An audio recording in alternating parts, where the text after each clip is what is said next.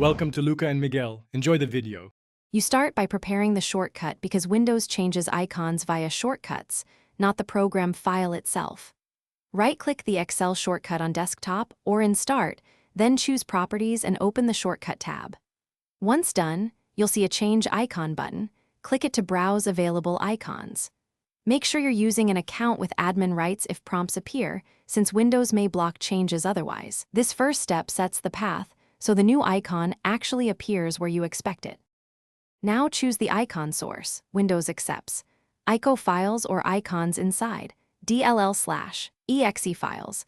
If you want a custom image, convert a PNG to ICO using a tool. Icons should be 256 times 256 or 48 times 48 for clarity. Click Change Icon, browse to your file, select the desired image, and press OK.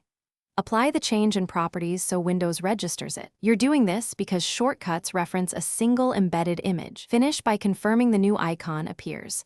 Pin the shortcut to Start or Taskbar to force refresh. If it doesn't update, rebuild the icon cache by closing Explorer, deleting icon cache. DB, then restart Explorer or reboot. This clears cached thumbnails. Make sure the shortcut points to the correct Excel executable because broken targets keep the old icon. If you still see the old image, try creating a fresh shortcut, assign the icon, and repeat. This resolves most stubborn cache or permission issues quickly.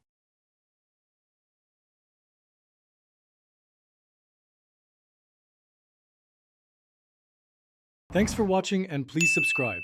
It's the best investment you'll ever make.